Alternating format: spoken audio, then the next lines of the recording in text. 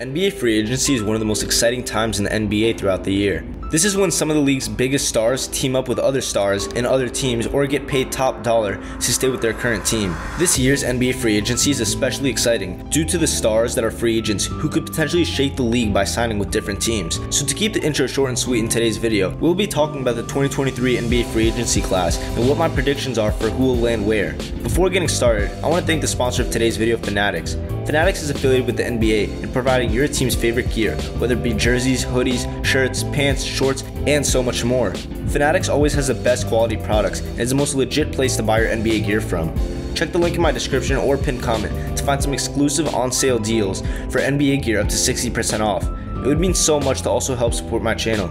If you have any video suggestions or requests, please drop a comment so I can put it on the list and create it. If you enjoy this video, please subscribe. It's by far the best way to support the channel and ensure you don't miss out on any great basketball content like this. Also, like the video and comment on where each of these free agents will land and anything else about the upcoming free agency class. With that being said, let's dive straight into the video. The first free agent we have to talk about today is James Harden. Harden is an interesting player because he got traded to the Philadelphia 76ers last season and took a massive pay cut this past summer, so the 76ers could add some more depth to their squad. So it makes sense to think that Harden is going to look for a nice payday this offseason. I think that James Harden will decline his $30 million player option this summer and become an unrestricted free agent. With that being said, there are a few factors to look at before predicting if Harden will stay with the Sixers or move on to a new team. One has to be his injury history. These past couple of years, Harden has been battling with multiple hamstring injuries, which have really derailed him from what he used to be. Despite this, he's still a very productive player, but I think it's safe to say his best days are behind him, and he may be regressing from this point on. Due to this, Harden may look to cash in right now and get the biggest contract possible before it's too late. Another thing to note is that James Harden has a very strong relationship with Tillman Fertitta, who's the Houston Rockets owner, and has deep ties to the city of Houston. Rumors have been circulating that Harden is potentially interested in signing back with the Rockets and teaming up with their young core. Signing with the 76ers or Rockets could give Harden the option to earn big-time money. Specifically, if James opts out of his player option, he can sign for $272 million for 5 years.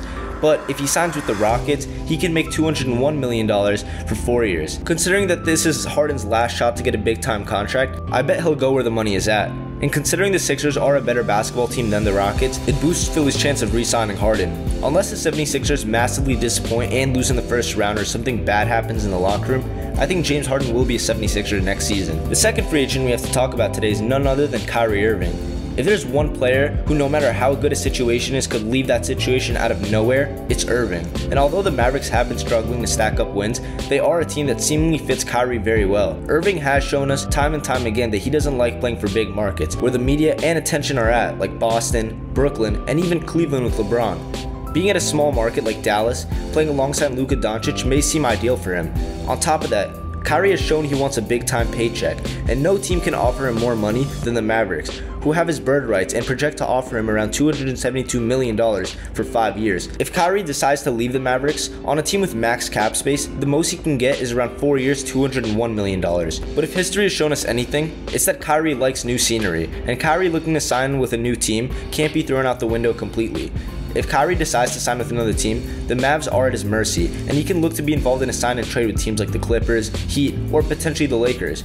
Overall, I do think Kyrie might look to sign with another team, but ultimately will sign a 5-year, $272 million extension with the Mavericks this offseason. The third free agent is Fred VanVleet. Now, this seems like one of the more transparent decisions as to what will happen in free agency. There has been some obvious disconnect between VanVleet and the Toronto Raptors, as they have been struggling this year, and Fred has regressed this past season. Currently, the Raptors are the 9th seed in the Eastern Conference, competing for a playoff spot, but if they end up losing in the play-in, I think it's obvious that it should be time not only to move on from VanVleet, but move on from all the other older players on the team as well. The Raptors do have some very nice young talent in Scottie Barnes and OG Anunoby, and building around those guys through the draft should be the main focus of the franchise.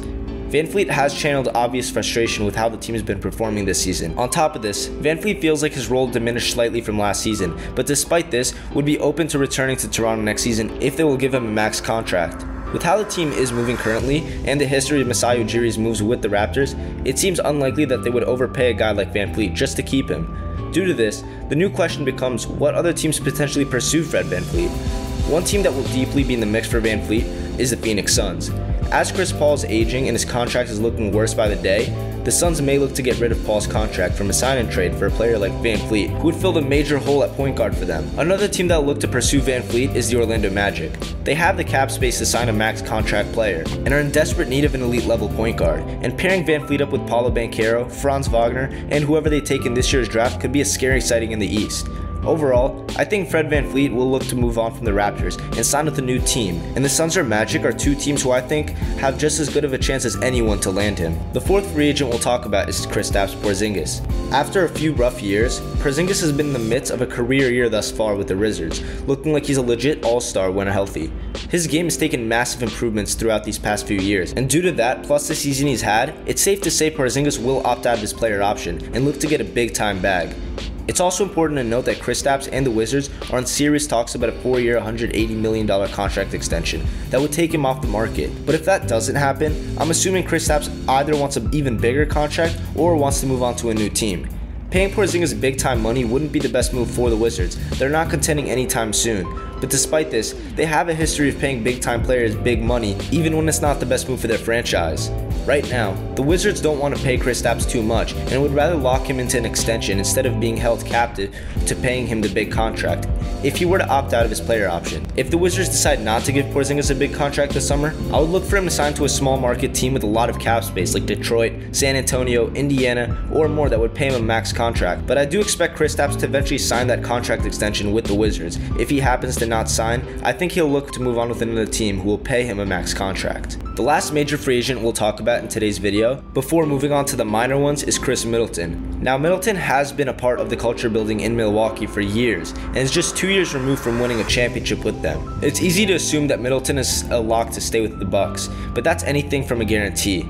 Coming into free agency, Khris will look for a max contract from the Bucks, but it's hard to believe the Bucks will be so open to giving a max contract to a guy who's played 31 out of 77 games so far this season, and has had a recent history with not being available when needed.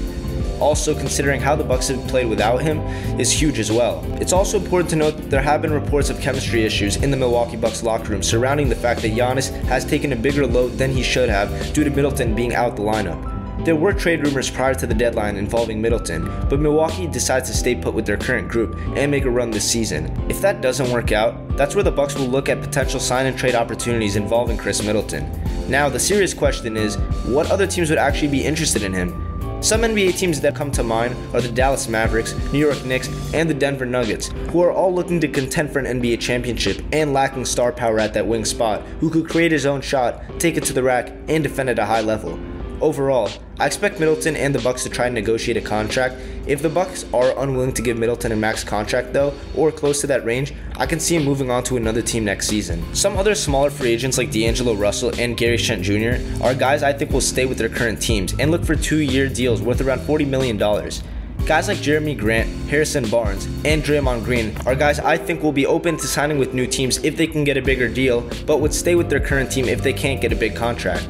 Lastly, I think a guy like Russell Westbrook will likely sign a mid-level exception to either stay with the Clippers or move on to another contending team. Thank you guys so much for watching. If you made it to the end and you enjoyed this video, please subscribe. It is by far the best way to support me and help this channel grow. And I appreciate you so much if you're a returning or new subscriber.